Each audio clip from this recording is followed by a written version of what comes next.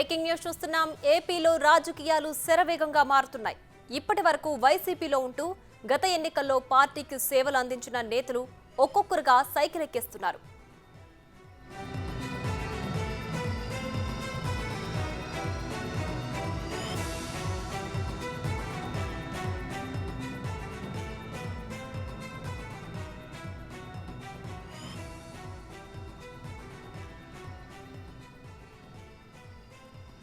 Breaking news చూస్తున్నాం. ఏపీలో రాజకీయాలు శరవేగంగా మారుతున్నాయి. ఇప్పటి వరకు వైసీపీలో ఉంటూ గత ఎన్నికల్లో పార్టీకి సేవలు అందించిన నేతలు ఒక్కొక్కరుగా సైకిల్ ఎక్కేస్తున్నారు. ఆల్రెడీ వైసీపీకి షాక్ ఇచ్చారు సి రామచంద్రయ్య. అనూహ్య రీతిలో టీడీపీలో చేరారు. మాజీ మంత్రి దాడి వీరభద్రరావు, ఆయన తనయుడు రత్నాకర్తో పాటు టీడీపీ తీర్థం పుచ్చుకున్నారు.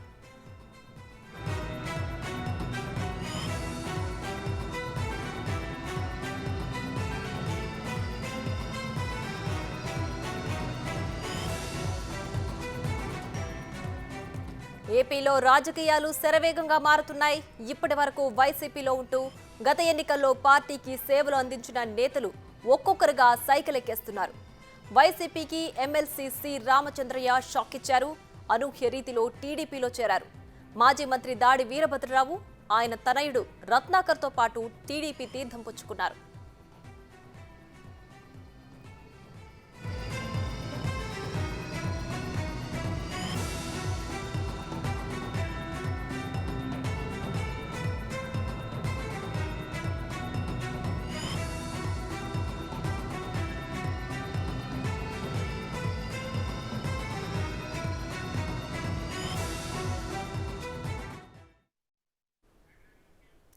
ఇక ఇదే అంశానికి సంబంధించి మరింత సమాచారం మా ప్రతినిధి శివ అందించడానికి సిద్ధంగా ఉన్నారు.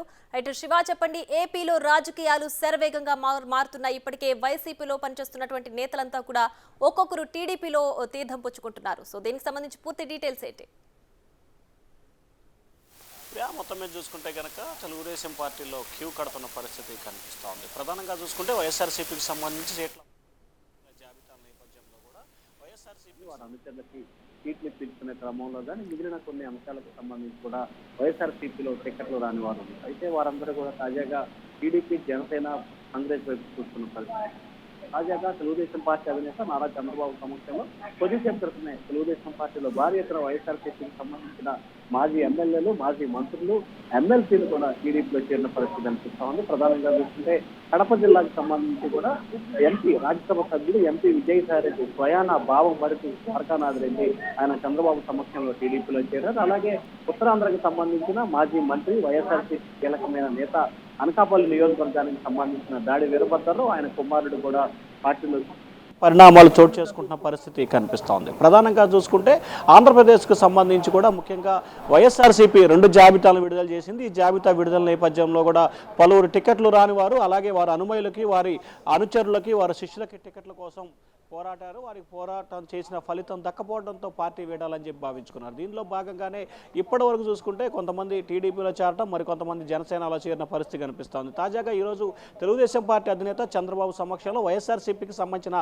కీలకమైన నేతలు, రాయలసీమకు సంబంధించిన వారు, అలాగే ఉత్తరాంధ్రకు సంబంధించిన వారు కూడా కీలకమైన నేతలు చంద్రబాబు సమక్షంలో టీడీపీలో చేరారు. ఎంపీ, రాజ్యసభ సభ్యుడు, వైఎస్ఆర్సీపీ జనరల్ సెక్రటరీ ఎవరైతే ఉన్నారో ఎంపీ విజయసాయిరెడ్డి బావమర్ది, సొంత బావమర్ది కూడా కొద్దిసేపు క్రితం ద్వారకానాథ్ రెడ్డి చంద్రబాబు సమక్షంలో తెలుగుదేశం పార్టీలో చేరారు. అలాగే ఆయన బంధువులు మరికొంతమంది కూడా చంద్రబాబు సమక్షంలో టీడీపీలో చేరారు. ఇక ఉత్తరాంధ్రకు సంబంధించి కీలకమైన నేత, మాజీ మంత్రి దాడి వీరభద్రరావు కూడా నిన్న వైఎస్ఆర్సీపీకి రాజీనామా చేశారు. 24 గంటల గడవకు ముందే ఆయన తెలుగుదేశం పార్టీలో చేరారు.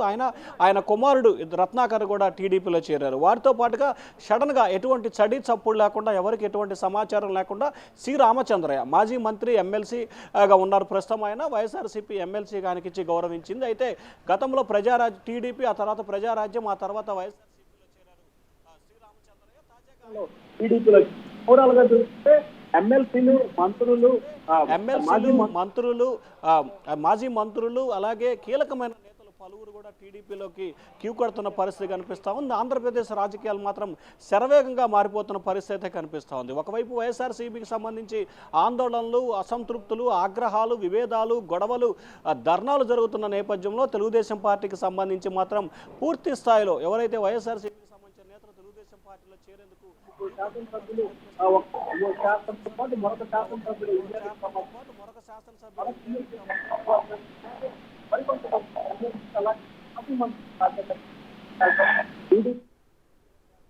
టీడీపీ శిబిరంలో పూర్తి స్థాయిలో జోష్ నెలకొని ఉంది. ఇటు వైఎస్ఆర్సీపీ శిబిరానికి సంబంధించి కొంత ఆందోళన, కొంత ఉత్కంఠ అయితే కొనసాగుతూ ఉంది. ప్రియా, రైట్ శివ, ఇప్పటికే కొంతమంది నేతలు అయితే టీడీపీ తీర్థం పుచ్చుకున్నారు. అలాగే మరికొంతమంది నేతలు కూడా టీడీపీలో చేరబోతున్నారనే ప్రచారం కూడా జోరుగా సాగుతోంది. సో దీనికి సంబంధించి ఏమైనా సంకేతాలు ఉన్నాయా? ఖచ్చితంగా, ఎందుకంటే ఇప్పటికీ వైఎస్ఆర్సీపీకి సంబంధించి 2 జాబితాలను విడుదల చేశారు. ఇంకొక 2 జాబితాలు విడుదల చేసే అవకాశం కనిపిస్తూ ఉంది. సో ఓవరాల్గా 4 జాబితాలకు సంబంధించి 60 మందికి మార్పులు చేర్పులు, 20 నుంచి 25 మందికి పూర్తి స్థాయిలో నో వేకెన్సీ బోర్డు పెట్టే అవకాశం కనిపిస్తూ ఉంది. ఇప్పటికే 13 మంది సిట్టింగులకి 2 జాబితాల్లో హ్యాండ్ ఇచ్చారు. 6 ఇన్ఛార్జీలకి నో వేకెన్సీ బోర్డు పెట్టారు.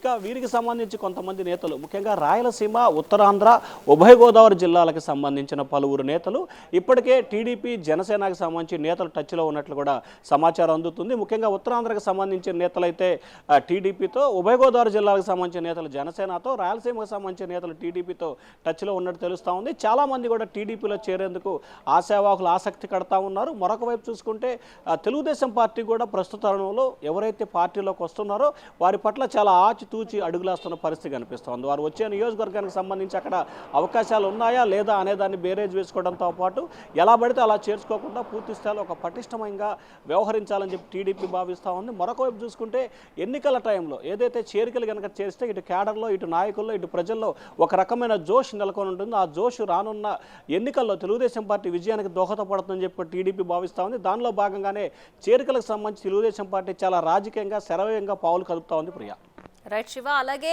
సీఎం జగన్ ఆల్రెడీ కొన్ని వ్యాఖ్యలు కూడా చేశారు. కుటుంబంలో చిచ్చుపెట్టే రాజకీయాలు చేస్తున్నారు అని చెప్పి కూడా కొన్ని వ్యాఖ్యలు చేశారు. ఈ నేపథ్యంలో ఇప్పుడు నేతలంతా కూడా టీడీపీ వైపు చూస్తుంటే మొత్తంగా ఈ రాజకీయ పరిణామాలు ఏ విధంగా దారితీస్తున్నాయనుకోవచ్చు అంటారు? ప్రధానంగా కొద్దిసేపు క్రితం ముఖ్యమంత్రి జగన్మోహన్ రెడ్డి కాకినాడ జిల్లాలో పర్యటన చేశారు. ఆయన పర్యటన చేసిన క్రమంలో కూడా కొన్ని కీలకమైన వ్యాఖ్యలు చేశారు. రానున్న రోజుల్లో అని చెప్పి ఆయన వ్యాఖ్యలు చేశారు. రానున్న రోజుల్లో కొత్త పొత్తులు పెట్టుకుంటారు, రానున్న రోజుల్లో కుటుంబాల కలహాలు సృష్టిస్తారు, రానున్న రోజుల్లో కుటుంబాన్ని చీల్చే ప్రయత్నం చేస్తారు, రానున్న రోజుల్లో కుట్రలు కుతంత్రాలు చేస్తారని చెప్పి కూడా ఆయన వ్యాఖ్యలించిన పరిస్థితి కనిపిస్తోంది. ఆయన చేసిన వ్యాఖ్యలు మాత్రం ఆంధ్రప్రదేశ్ రాజకీయాల్లో హాట్ టాపిక్గా మారిపోయి ఎందుకు ముఖ్యమంత్రి ఈ స్థాయిలో వ్యాఖ్యలు చేయాల్సిన పరిస్థితి ఏర్పడింది. దీనికి సంబంధించి ఇటీవల జరుగుతున్న పరిణామాల విషయంలో ముఖ్యమంత్రి కొంత ఆందోళన చెందుతున్నట్లు కూడా ఆ పార్టీకి సంబంధించిన నేతలు కానీ రాజకీయ విశ్లేషకులు కానీ భావిస్తూ ఉన్నారు. ఎందుకంటే గత కొంతకాలంగా తీసుకుంటే కనుక ముఖ్యమంత్రి ఏదైతే ఒక నిర్ణయం తీసుకుంటారో ఆ నిర్ణయానికి కట్టుబడి ఉన్న పరిస్థితి కనిపించింది. కానీ గత కొంత కాలంగా కూడా ముఖ్యమంత్రి తీసుకున్న నిర్ణయాన్ని ఆయనే వ్యతిరేకిస్తూ ఆయనే మళ్ళీ ఆ నిర్ణయాన్ని మార్పులు చేర్పులు చేస్తున్న సంఘటనలు వరుసగా జరుగుతున్నాయి. సో ఈ నేపథ్యంలోనే దానికి ఉదాహరణగానే ఈరోజు ముఖ్యమంత్రి మాట్లాడిన మాటల్ని ఒకసారి మనం ప్రామాణికంగా తీసుకుంటే కనుక ఖచ్చితంగా ఆంధ్రప్రదేశ్ రాజకీయాల్లో వైఎస్ఆర్సీపీకి సంబంధించి కర్త కర్మ క్రియ నేనే అనే అవలంబిస్తున్న ధోరణి కనిపిస్తూ ఉంది. దీనికి సంబంధించి కూడా ముఖ్యమంత్రిలో ఇటు షర్మిల ఉద్దేశించి ఖచ్చితంగా షర్మిల కాంగ్రెస్ పార్టీలో చేరుతున్న నేపథ్యంలోనే ఆయన కుటుంబాల్లో చిచ్చు పెడతారని వ్యాఖ్యలు చేశారు. సో ఆ వ్యాఖ్యలకు సంబంధించి కానీ లేకపోతే మిగిలిన అంశాలకు సంబంధించి కానీ కొంత ఆందోళన అయితే వైఎస్ఆర్సీపీలో నెలకొని ఉంది. ఆ ఆందోళన నేపథ్యంలోనే ముఖ్యమంత్రి ఈ రకమైన వ్యాఖ్యలు చేశారని చెప్పి కూడా భావిస్తున్నారు. దాంతోపాటుగా ఏదైతే ముఖ్యమంత్రి ఒక సెంటిమెంట్ని ప్రజల్లోకి తీసుకెళ్లే ప్రయత్నాలు చేస్తూ ఉన్నారు, ఆ సెంటిమెంట్ నేపథ్యంలోనే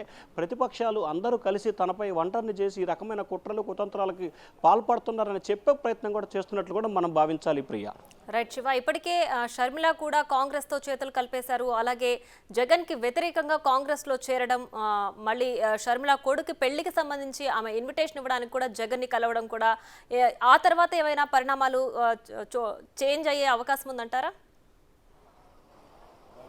అంటే ప్రధానంగా చూసుకుంటే ఇప్పటికే వైఎస్ఆర్సీపీకి సంబంధించి కూడా ఎటువంటి ఆలోచనలు అయితే పెట్టుకున్న పరిస్థితి కనిపించలేదు. ఎందుకంటే ఇప్పటికే కాంగ్రెస్ పార్టీలో తాను చేరుతున్నాను, కాంగ్రెస్ పార్టీలో చేరాలని చెప్పి తాను నిర్ణయం తీసుకున్నాను, రేపు ఢిల్లీలో కాంగ్రెస్ పార్టీ పెద్దల సమక్షంలో చేరుతున్నాను, పార్టీ విలీనం చేస్తున్నానని చెప్పి వైఎస్ఆర్ షర్మిల నిన్న ఇడుపులపాయలో ప్రకటించారు.